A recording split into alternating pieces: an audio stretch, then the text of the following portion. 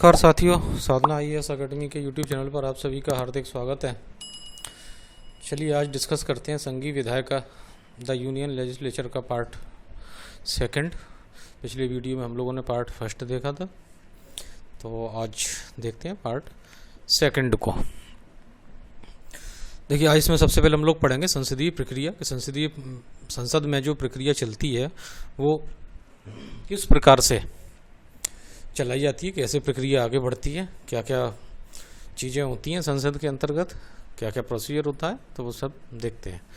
सबसे पहले इसमें देखते हैं क्वेश्चन आर को, प्रश्नकाल जिसको बोला जाता है। तो इसमें ये लिखा भी हुआ है आपके सामने कि प्रतिदिन दोनों सदनों में बैठक के बाद, ठीक है, ध्यान रखेंगे, दोनों सदनों में बैठक के बाद दोपहर 11 बजे से लेकर और 12 बजे तक का जो टाइम है, ठीक है, यानी ऐसे भी कह सकते हैं कार्यवाही का पहला घंटा ये प्रश्नकाल कहलाता है। ठीक है, ये ध्यान रखेंगे। यानी कि क्वेश्चन पूछा जाता है कि प्रश्नकाल कब, तो या तो हम ऐसे बता सकते हैं कार्यवाही का पहला घंटा, या फिर 11 से 12 बजे तक का जो समय है वो प्रश्नकाल कहलाता है। और इसमें लोक महत्व से संबंधित प्रश्न मंत्रिपरिषद से पूछे जाएंगे। ठीक है, ध्यान रखेंगे। और सबसे पहले ये प्रक्रिया कहाँ पे शुरू हुई थी, तो इंग्लैंड में शुरू हुई थी 1721 में। और भारत की अगर हम बात करें तो 1892 के भारत परिषद अधिनियम के द्वारा इसको शुरू किया गया था। ठीक है, ध्यान रखेंगे दोनों बातों को। इंग्लैंड में 1721 और सबसे पहले विश्व में वहीं पर, उसके बाद भारत में की बात करें तो 1892 के भारत परिषद अधिनियम के द्वारा यहाँ पर ये शुरुआत हुई।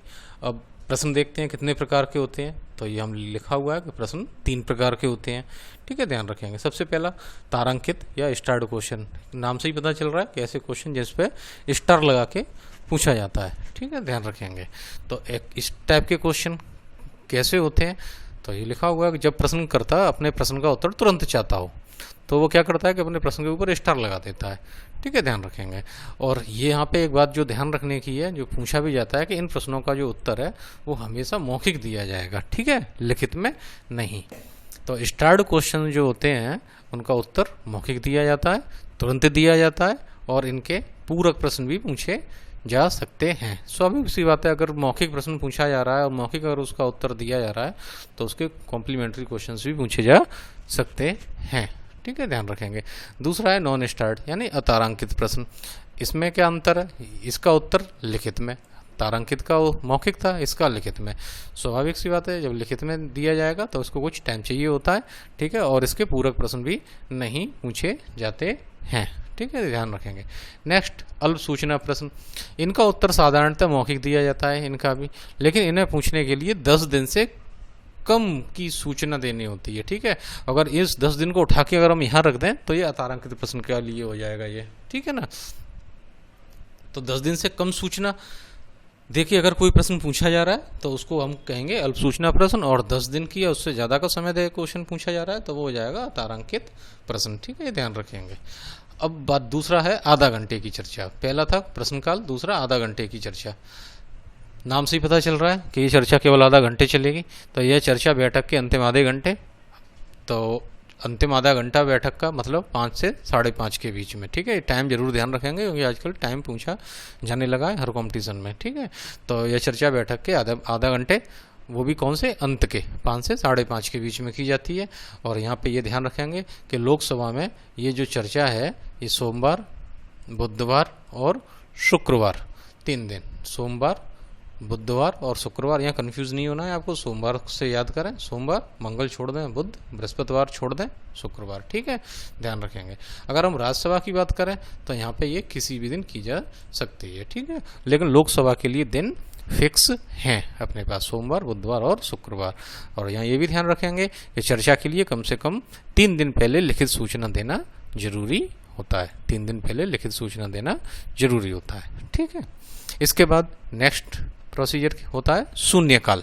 ये क्या होता है, प्रश्नकाल जो यहाँ हमने पढ़ा था ऊपर, ये प्रश्नकाल 11 से 12 बजे तक का टाइम, तो इसके तुरंत बाद यानी कि 12 बजे, ठीक है, इससे 1 घंटे का समय यानी 12 से 1 का समय शून्यकाल कहलाता है। ठीक है, प्रश्नकाल के तुरंत बाद का समय, यानी ऐसे भी कह सकते हैं 11 से 12 बजे के बाद का समय, यानी कि ठीक 12 बजे ये शुरू हो जाता है, तो ये शून्यकाल कहलाता है। इसमें किसी बिना पूर्व सूचना के सार्वजनिक महत्व के प्रश्न उठाए जाते हैं, ये भी ध्यान रखेंगे। बिना किसी पूर्व सूचना के सार्वजनिक महत्व के प्रश्न उठाए जाते हैं और किसी मंत्री से उत्तर देने को कहा जा सकता है, इसलिए इसको प्रश्न उत्तर सत्र ध्यान रखेंगे। ये क्वेश्चन है प्रीलिम्स के लिए आपके, ये सत्र भी कहा जाता है। ये पूछा जाता है कि प्रश्न उत्तर सत्र या शून्यकाल का दूसरा नाम क्या है, तो प्रश्न उत्तर सत्र है इसका नाम, ठीक है, क्वेश्चन आंसर सेशन। यह समय अभी हम लोगों ने देखा कि 12 बजे शुरू होता है, तो 12 बजे को अगर हम लिखें तो 00 लिखते हैं, तो इसलिए इसका नाम शून्यकाल पड़ा है, ठीक है, ध्यान रखेंगे 12 शुरू होता है। तो ये नाम जो है ये मीडिया द्वारा दिया गया है, ठीक है। और संसदीय व्यवस्था में जो शून्यकाल की देन है वो हम लोगों की है, अपने देश की है, अपने प्यारे भारत की है, ठीक है, ध्यान रखेंगे।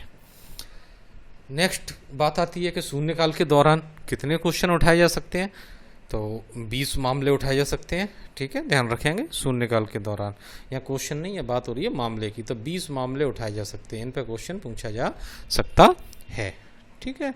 चलिए आगे देखते हैं। अल्पकालीन चर्चा, नाम से पता चल रहा है थोड़े समय के लिए चर्चा।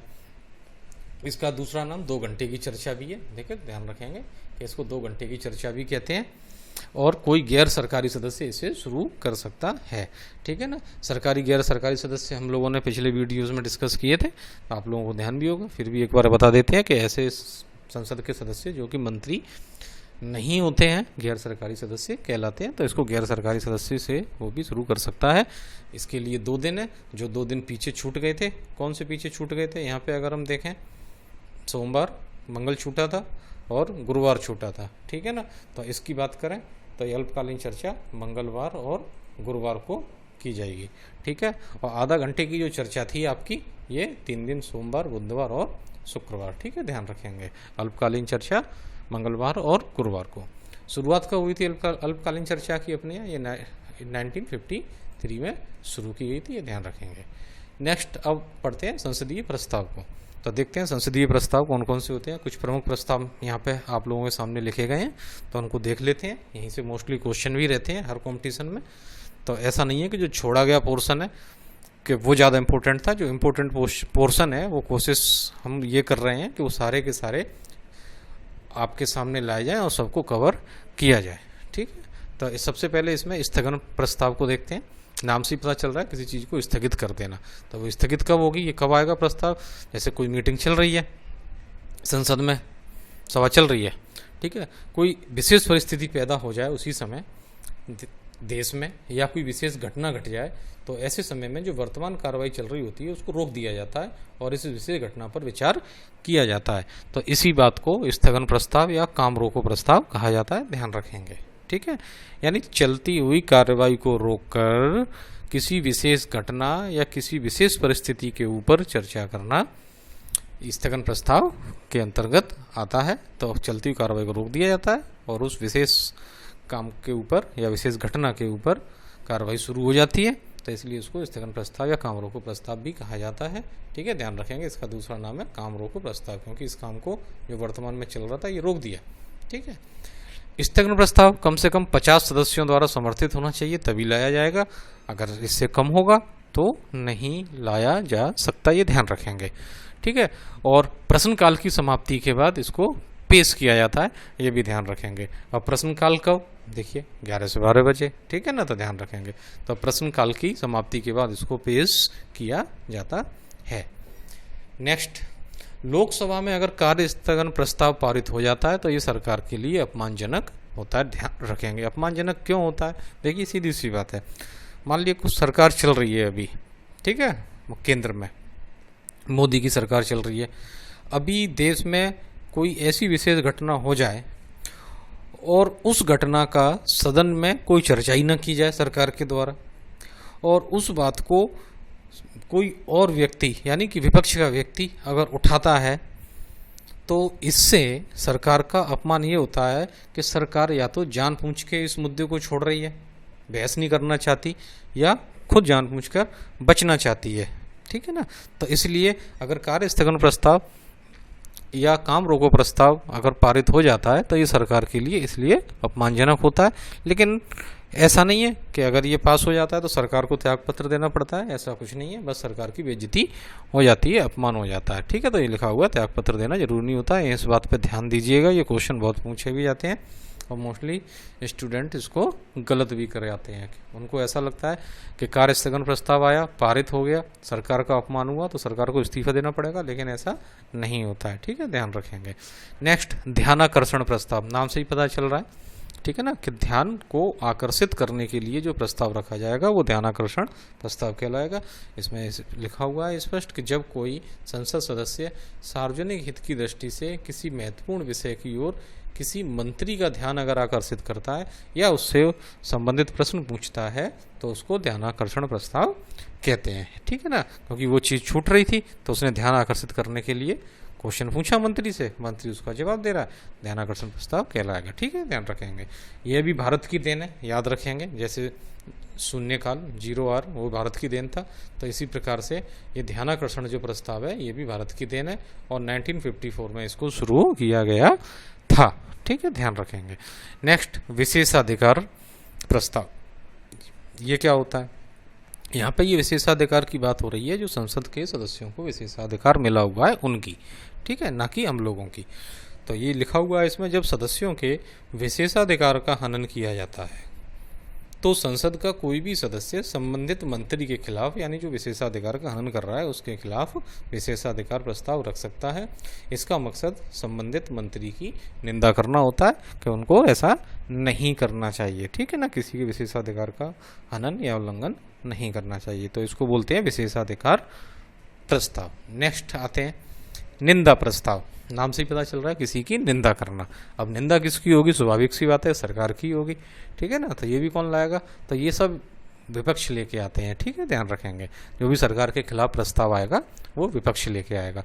तो निंदा प्रस्ताव में क्या है? सरकार की नीति की आलोचना करने के लिए विपक्ष द्वारा लाया जाता है। ठीक है, किसके लिए? सरकार की नीति की आलोचना करने के लिए विपक्ष द्वारा लाया जाता है।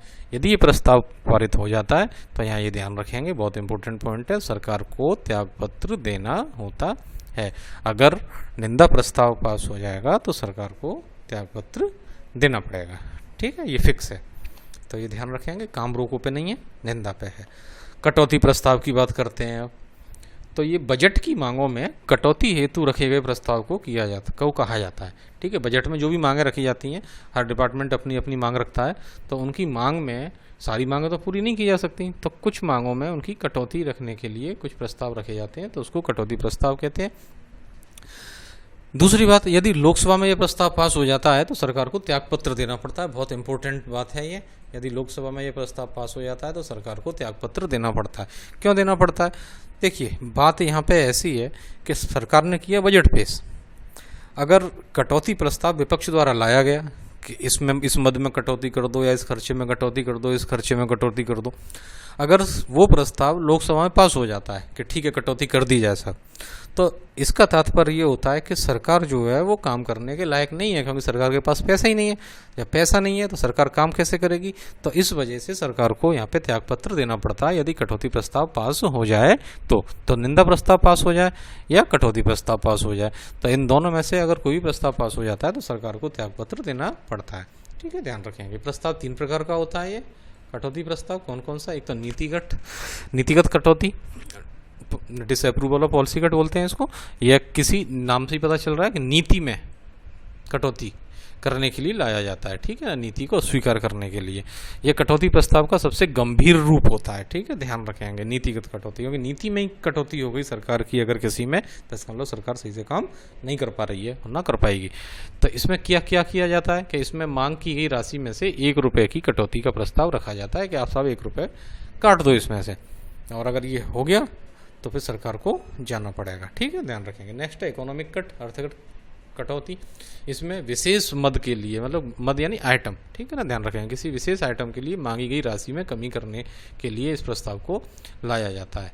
ठीक है, मान लो कोई चीज़ खरीदने के लिए, कोई इक्विपमेंट खरीदना है हमें किसी डिपार्टमेंट को, और उसके लिए वो मांग रखी गई है और सरकार के पास पैसा नहीं है, तो उसमें सरकार अब कह रही है कि नहीं साहब इसको आप हटा दो।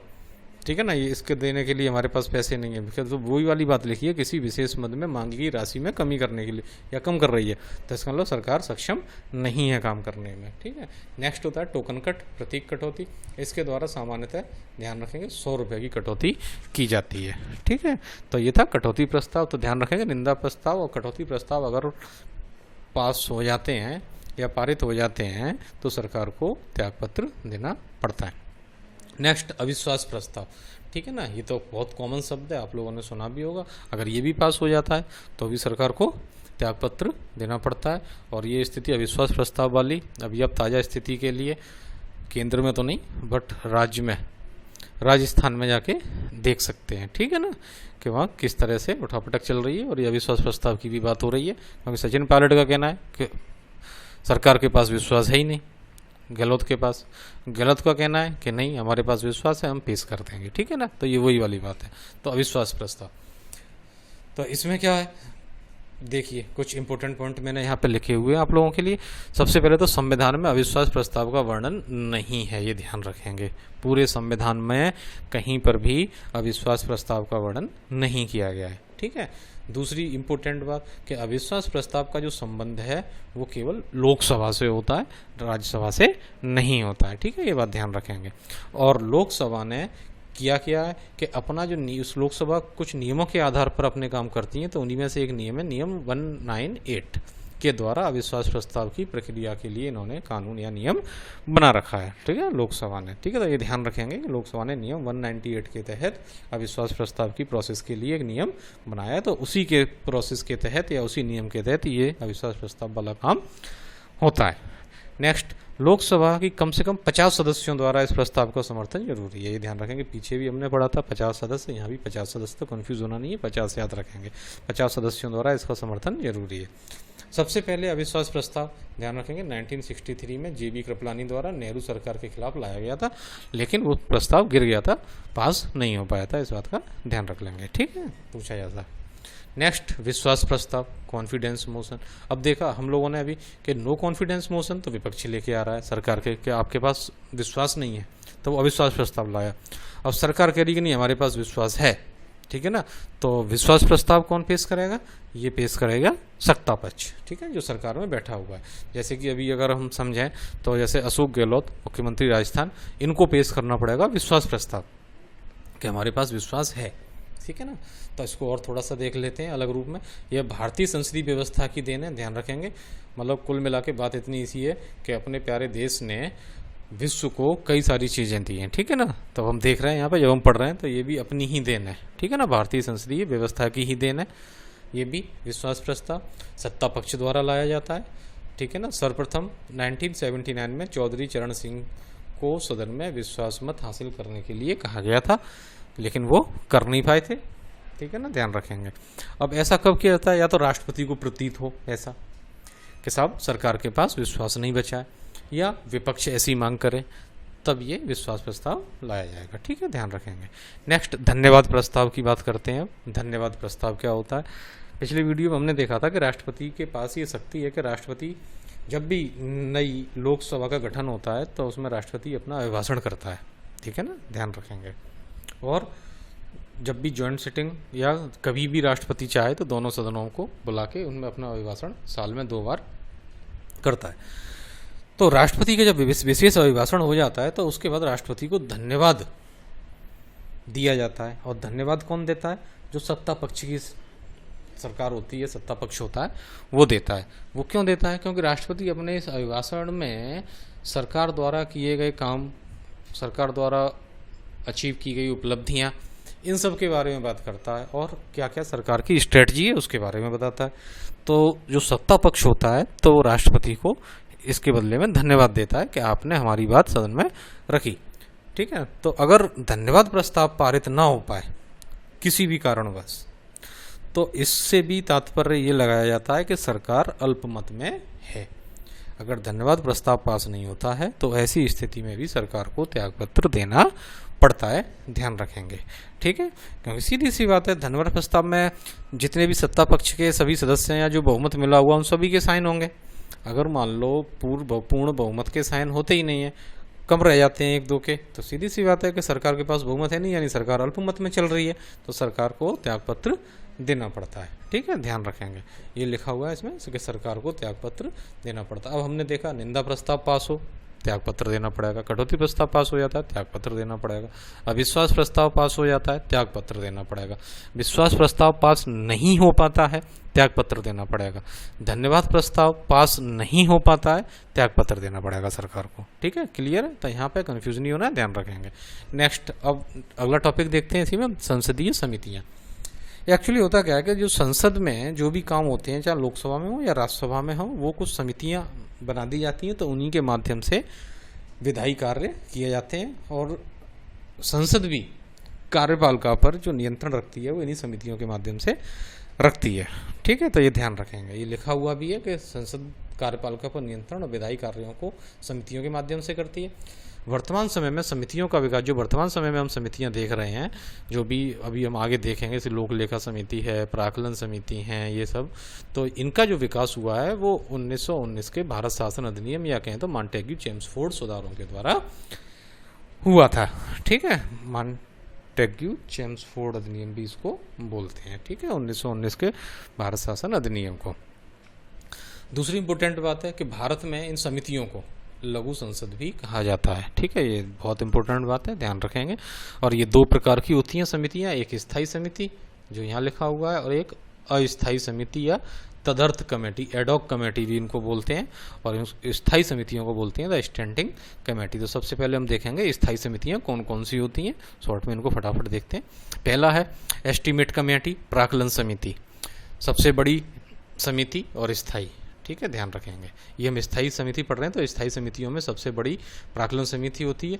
गठन सिर्फ लोकसभा में, ठीक है, ध्यान रखेंगे, राज्यसभा में इसका गठन नहीं किया जाता है। ये ध्यान रखेंगे, कुछ बातों को ये कंफ्यूज करा के क्वेश्चंस गलत करा देती हैं ये बातें। ठीक है, तो इनका गठन सिर्फ लोकसभा में और बजट पेश किए जाने के बाद होता है। ठीक है, ध्यान रखेंगे।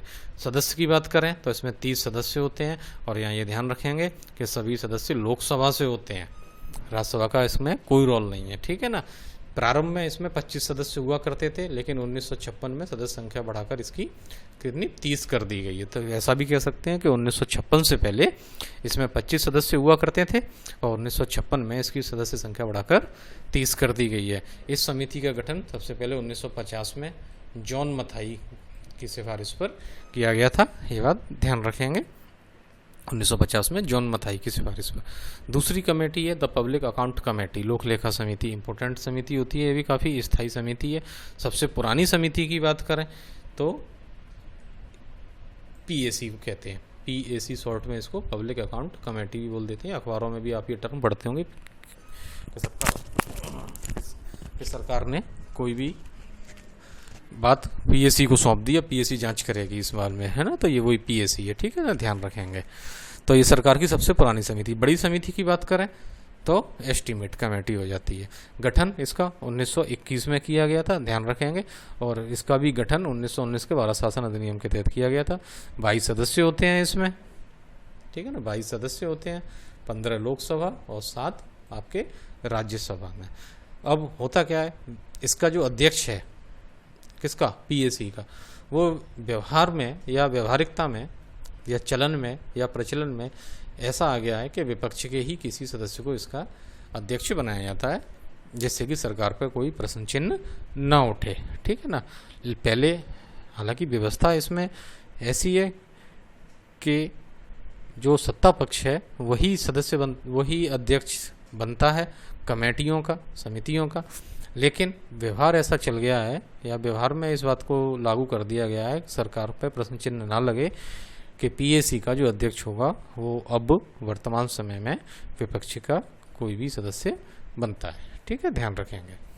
दूसरा, ये समिति करती क्या है, ये समिति जो CAG, comptroller and auditor general, यानी भारत का नियंत्रक एवं महालेखा परीक्षक जो है, इसकी रिपोर्ट के आधार पर अपना काम करती है। ठीक है, तो कैग अपनी रिपोर्ट सबसे पहले आपको पीएसी के पास ही देता है, तो उसी रिपोर्ट के आधार पर लोक लेखा समिति या पीएसी अपना काम करती है। तो इसीलिए कैग को लोक लेखा समिति का मार्गदर्शक, मित्र, पथ प्रदर्शक, ठीक है ना, इस टाइप के शब्द यूज किए जाते हैं कि कैग जो है वो लोक लेखा समिति का पथ प्रदर्शक, मार्गदर्शक, मित्र, दोस्त, ये सब होता है। ठीक है, ध्यान रखेंगे।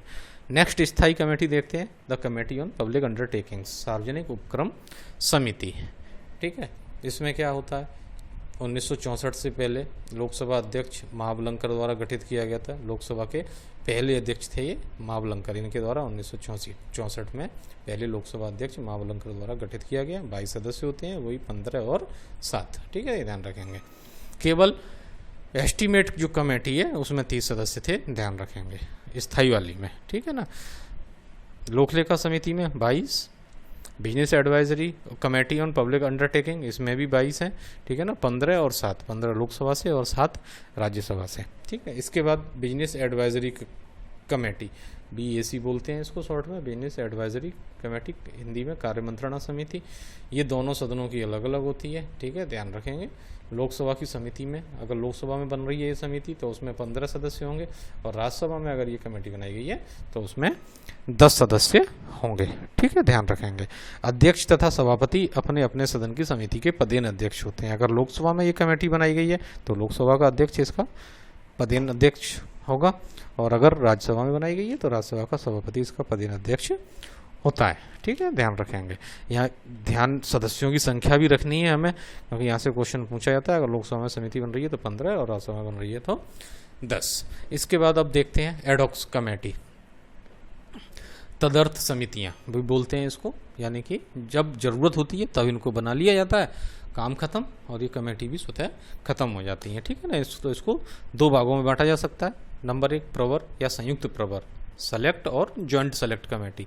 तो सेलेक्ट का मतलब तो ये है, प्रवर समिति की अगर हम बात करते हैं तो दोनों सदन अलग अलग जो बनाते हैं तो वो हो जाएगी प्रवर समिति। संयुक्त प्रवर समिति का तात्पर्य ये है जब दोनों सदन मिलके बनाते हैं। ठीक है, लोकसभा और राज्यसभा अगर मिलके अपनी प्रवर समिति बनाते हैं तो उसको कहेंगे संयुक्त प्रवर समिति। अलग अलग बनती है तो प्रवर समिति। तो वही वाली बात यहाँ पर लिखी भी हुई है, देख सकते हैं। किसी विधेयक पर विचार करने के लिए दोनों सदनों द्वारा अलग अलग प्रवर समिति का गठन किया जाता है। ठीक है ना, अगर दोनों सदन अलग अलग करते हैं तो प्रवर समिति, और जब दोनों सदन संयुक्त रूप से इस समिति गठन कर लेते हैं तो इसको संयुक्त प्रवर समिति कहते हैं। ठीक है, ध्यान रखेंगे। अब अगर अलग अलग बन रही है तो प्रवर समिति में 30 सदस्य होते हैं। ठीक है ना, जैसे लोकसभा की बनी प्रवर समिति तो उसमें लोकसभा के 30 सदस्य होंगे, राज्यसभा में बन रही है तो राज्यसभा के 30 सदस्य होंगे। और संयुक्त प्रवर समिति मतलब अगर लोकसभा और राज्यसभा दोनों मिलकर बना रहे हैं तो उसमें 45 सदस्य होते हैं। ठीक है, ये ध्यान रखेंगे। अब 45 में लोकसभा के 30 और राज्यसभा के 15, ये वाली बात यहाँ ध्यान रखेंगे। संयुक्त प्रवर समिति में 45 सदस्य होते हैं, जिसमें लोकसभा के 30 सदस्य होते हैं और राज्यसभा के 15 सदस्य होते हैं। दूसरी, किसी विशिष्ट मामले की जांच के लिए जो समितियाँ बनाई जाती हैं, ठीक है ना, तो ये भी एडॉक होती हैं।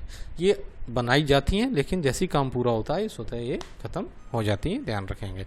तो दोनों सदनों की अलग अलग अगर बनती हैं ये विशिष्ट मामले के लिए तो 30 सदस्य होंगे, जैसे कि ऊपर था इसमें प्रवर और संयुक्त में। अगर संयुक्त बनती है तो 45 सदस्य होंगे। तो 45 में भी वही वाली बात, जैसे 30 इसमें लोकसभा के और 15 इसमें आपके राज्यसभा के सदस्य होंगे। ठीक है, इस तरह की समिति का गठन सबसे पहले 1951 में किया गया था, ये वाली बात ध्यान रखेंगे। तो ये था दोस्तों आज का टॉपिक, और इसी के साथ आपके संघीय विधायिका का टॉपिक भी पूरा होता है। नेक्स्ट वीडियोस में हम लोग इसके कुछ क्वेश्चन डिस्कस करेंगे।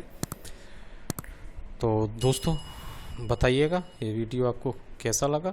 अगर आप लोगों को ऑनलाइन क्लास ज्वाइन करनी है तो आपकी स्क्रीन पर हमारे मोबाइल नंबर और वेबसाइट आप लोगों को दिखाई दे रही होगी, तो वेबसाइट पर जाके आप रजिस्ट्रेशन कर सकते हैं ऑनलाइन क्लास के लिए।